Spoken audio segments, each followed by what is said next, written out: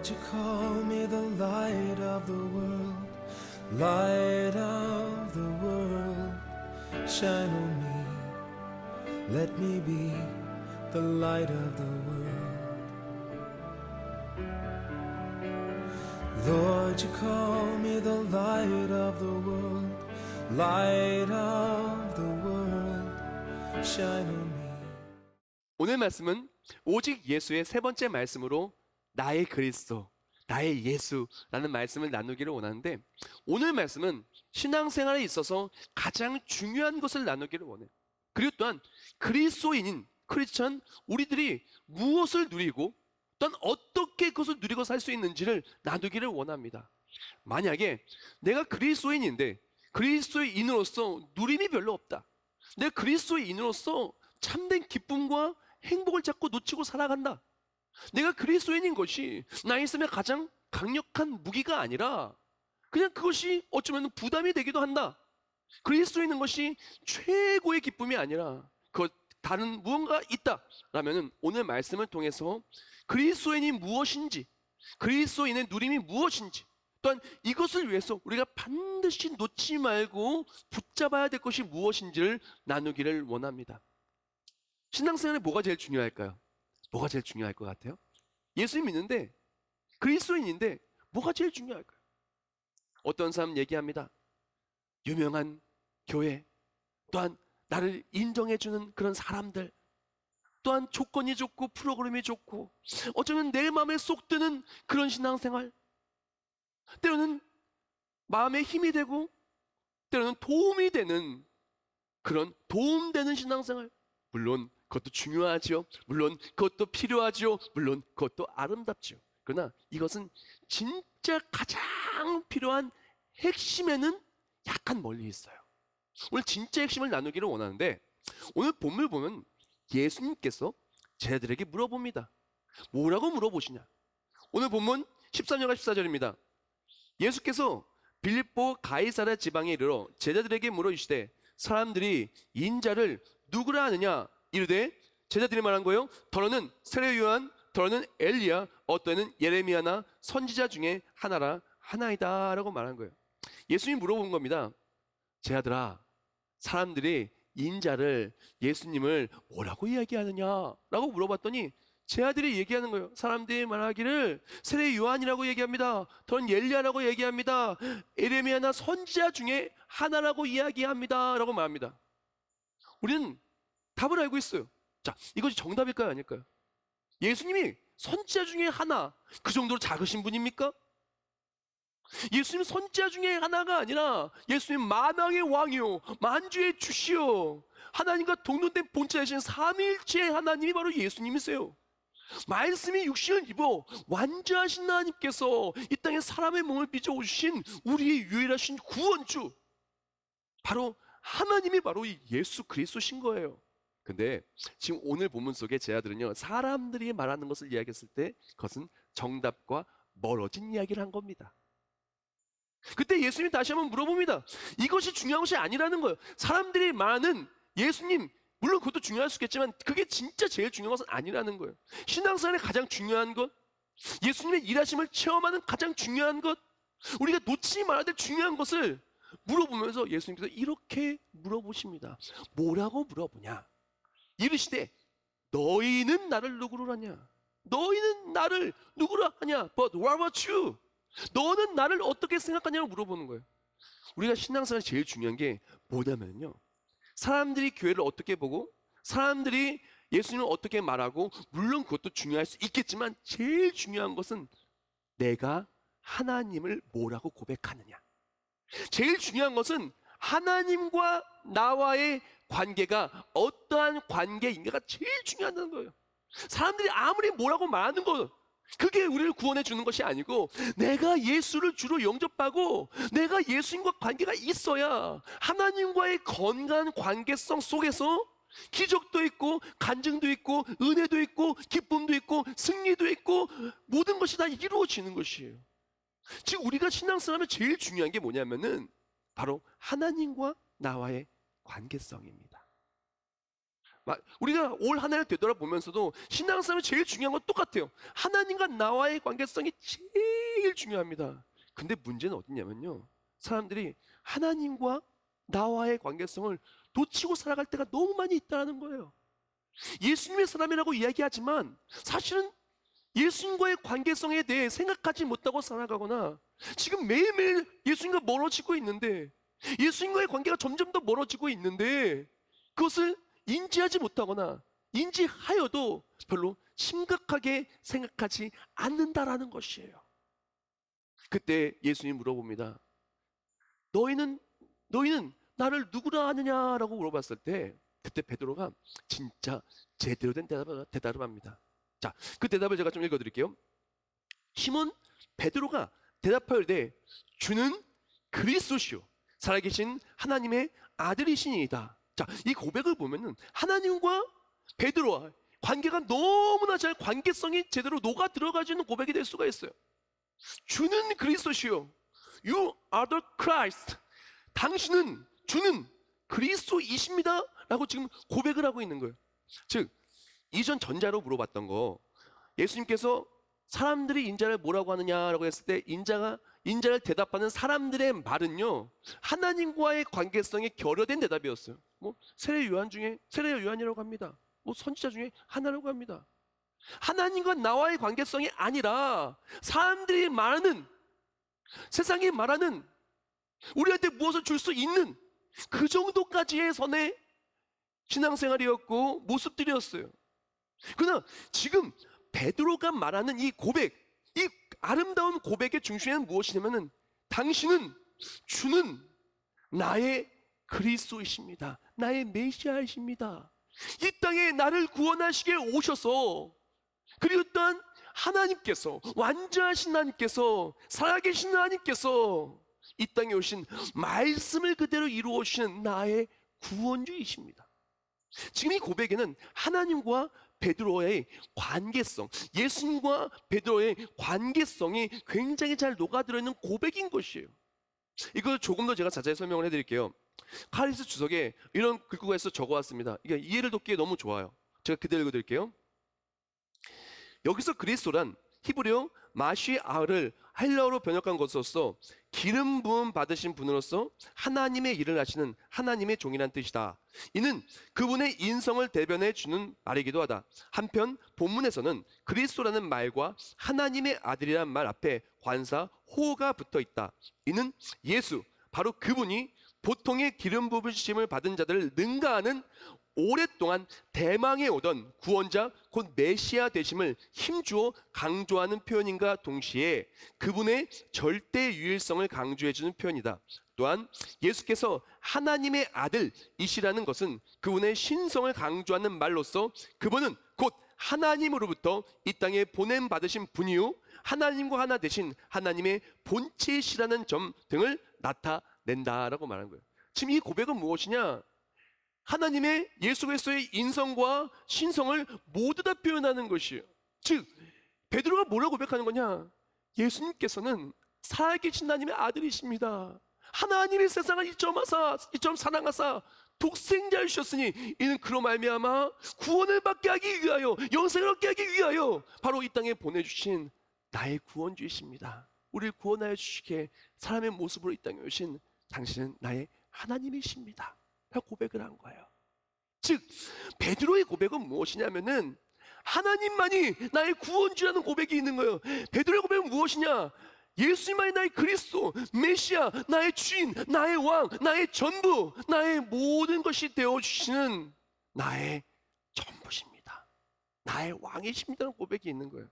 그리스도인이 무엇이냐면은 이 관계성이 너무나 중요해요. 하나님과 나와의 관계, 나는 구원받은 자, 나는 내 능력으로는 죽음을 이길 수가 없고 천국에 들어갈 수 없고 죄를 이길 수 없는 너무나 연약한 사람이지만 하나님의 사랑을 말미암아 그의 은혜로 말미암아 구원받은, 그리스도의 은혜로 구원받고 그리스도의 피값으로 사신 바 된 것이 우리 그리스도인이라는 것이에요. 우리는 이 관계성이 정확해야 되는데 성경 말씀을 보면 이 관계성이 완전히 뒤집어진 사람들이 나옵니다. 하나님과의 관계성을 중요시 여기지 않고 예수님과의 관계도 상하 관계로 완전히 뒤집어 엎은 하극상을 벌이는 그런 사람들이 나와요. 그리고 그런 사람들은 안타깝게도 하나님의 일하심이 그 사람의 기쁨이 될 수도 간증이 될 수도 없었죠. 그 사람들이 누구냐 하면 유대인들이에요. 예수님 십자가에 못 박혀 죽게 한 유대인들, 뭐 대제사장, 뭐 제사장들 무리, 또한 서기관 바리새인들 무리, 그 무리들은 어떻게 보면 하나님과 나와의 관계성, 예수님과 자신과의 관계성을 별로 중요시 여기지 않았어요. 그 사람들의 마음속에는 무엇이 있었냐? 내가 원하는 것, 내가 원하는 것을 이루는 것, 그것이 가장 중요했어요. 그것과 함께 상하가 바뀐 거예요. 예수님이 머리가 아니라 내가 머리인 거예요. 예수님이 결정권자가 아니라 내가 결정권자인 거예요. 교회가 결정권자가 아니라 내가 결정권자인 거예요. 하나님이 세우신 리더가 결정권자가 아니라 내가 결정권자인 거예요. 그래서 어떻게 합니까? 거꾸로 나아가는 거예요. 거꾸로 나아가니 관계가 잘 될까요? 생각해 보세요. 아버지와 아들이 있는데 아들이 아버지한테 반대로 아버지 행사를 하면서 막 반말을 하면은 그 가정이 어떻게 건강하겠어요? 관계가 어떻게 건강하겠어요? 그게 될 수가 없는 거예요.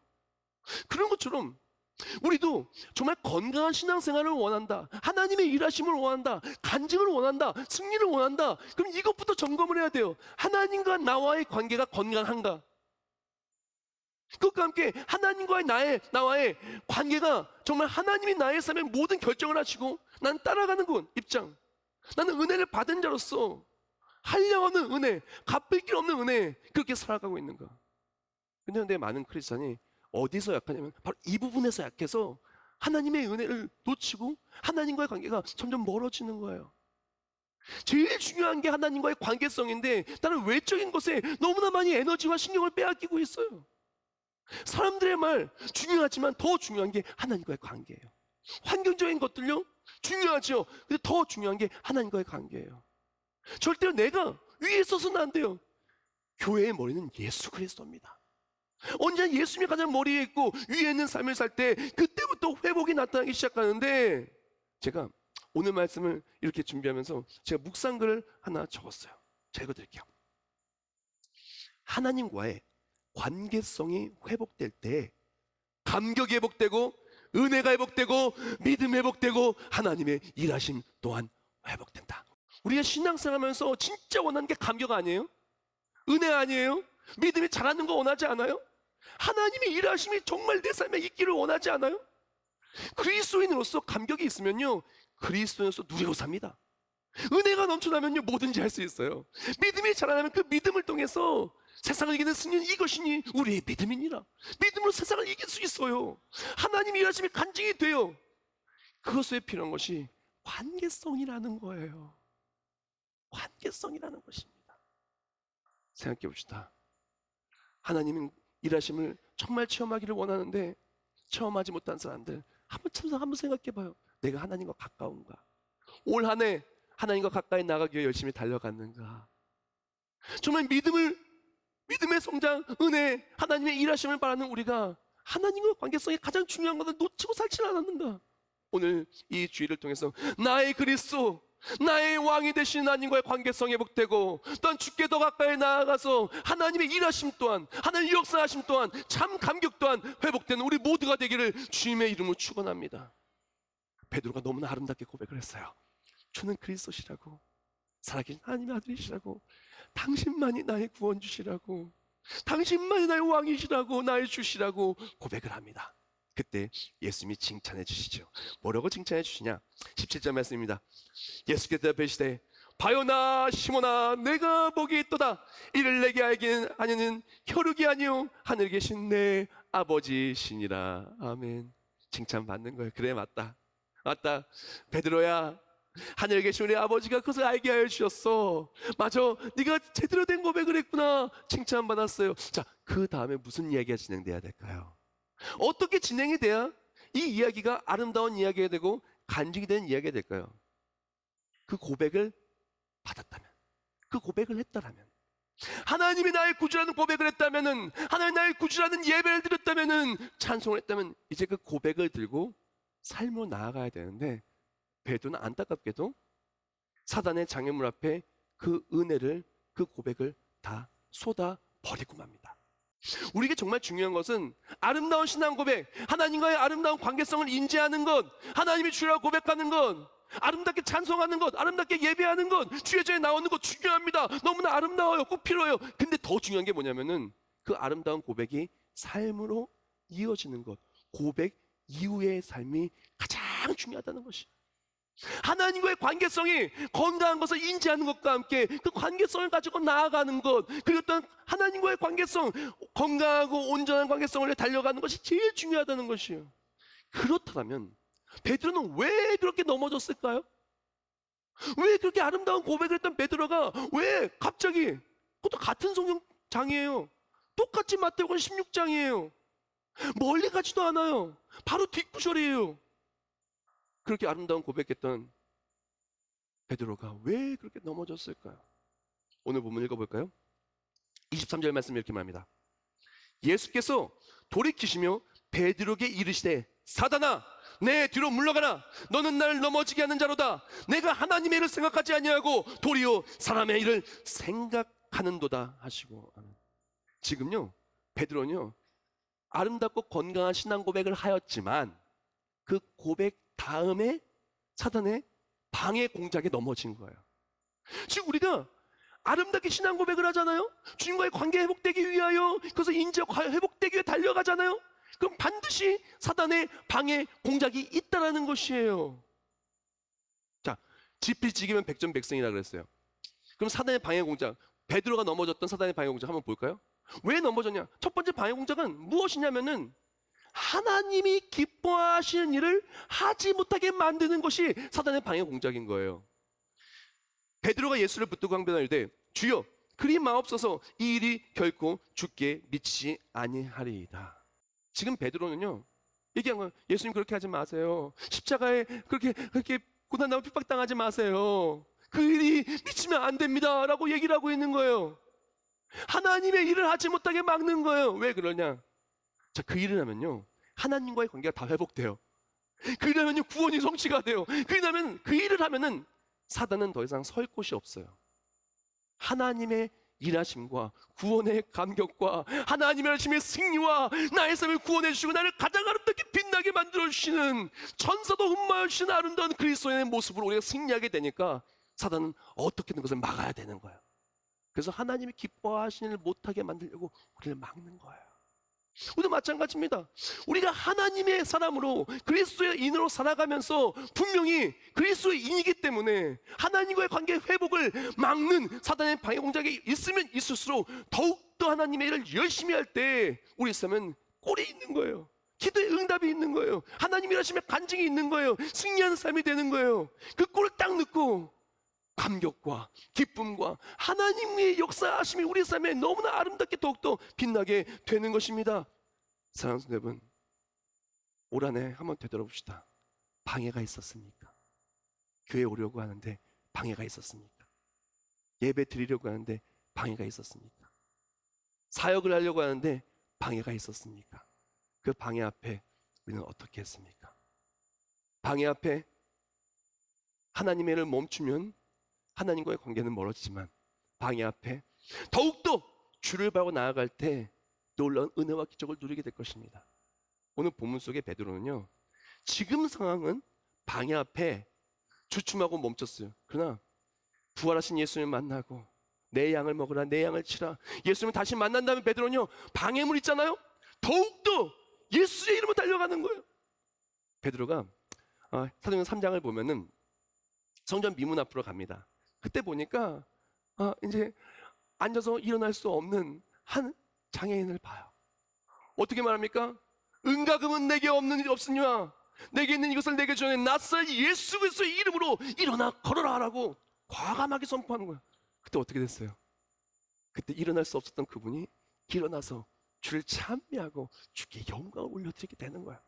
베드로의 신앙생활을 보면은 이전까지는 장애물 앞에 멈췄던 삶이었어요. 장애물이 있어서 안 된다고 말했던 삶이었어요. 그러나 이제는 고백 이후에 삶을 누리고 살아가는 베드로는 장애물이 있으면 예수님 붙들고 장애물을 돌파하는 삶이 된 거예요.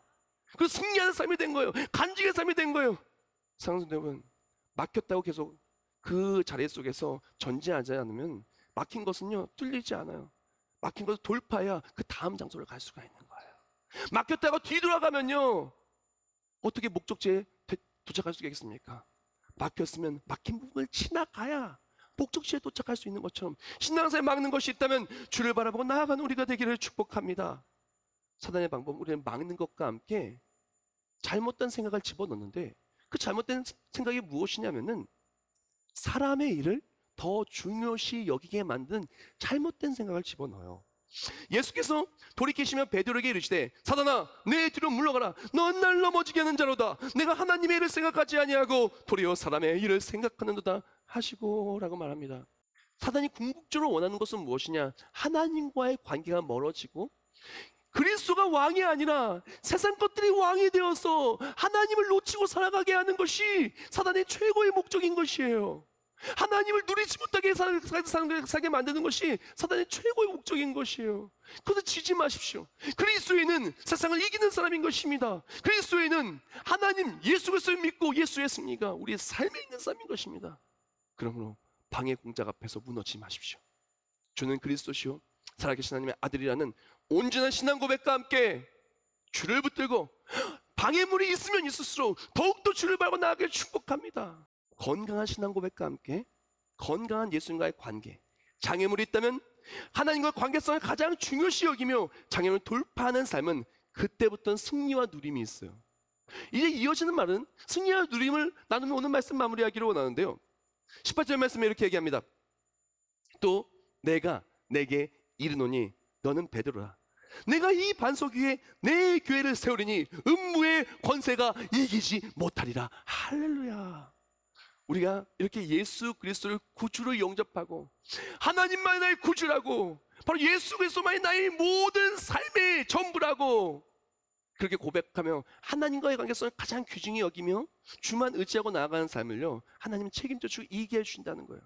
교회를 통해서 그 온전한 신앙 고백을 하며 온전히 주를 따르는 사람들이 모인 공동체를 통해서 은혜를 주고 사역을 주고 간증을 주고 더욱더 주님과의 관계성이, 예수님과의 관계성이 건강하게 되어지게 하시고, 그것을 통해 믿음이 자라고, 그걸 통해서 신앙이 자라고, 그걸 통해서 사역의 범위가 넓어지고, 그러면서 그 삶이 그 어떠한 사단의 공격과 핍박 앞에서도 다 승리하는 삶으로 우리를 바꿔 주신다는 것입니다. 사랑하는 여러분, 그리스도에는요 하나님과의 건강한 관계 속에서 교회를 통해서 하나님의 하심을 체험하며 살아야 돼요. 그래야 행복하고, 그래야 능력 있고, 그래야 승리하는 것이에요. 예수님과 관계성이 멀어져서는 안 됩니다. 교회와 멀어져서는 안 됩니다. 왔다 갔다 하는 손님이 되어서는 안 돼요. 우린 주인공이 되어야 돼요. 우린 주인공이에요. 예수님께서 우리를 주인공을 만드시고 해요, 십자가에 못 박혀 죽으실 것만큼 우리를 그렇게 사랑하시고 우리를 세워주셨어요. 그렇게 예수를 믿고 교회 안에서 온전한 믿음으로 살아가는 그 사람에게 천국 열쇠를 줍니다. 이어지는 19절 말씀에 이렇게 말합니다. 내가 천국 열쇠를 내게 주니 내가 땅에서 무엇인지 매면 하늘에서도 매일 것이요 내가 땅에서 무엇인지 풀면 하늘에서도 풀리리라 하시고, 이렇게 예수를 구주로 고백하며 예수님만이 나의 구원 주시고 하나님과의 관계 회복을 위하여 열심히 달려가는 그 사람들에게는 예수를 믿는 믿음을 말미암아 하나님 나라의 백성이 돼요. 즉 천국에 들어갈 수 있는 천국 열쇠가 주어지는 거예요.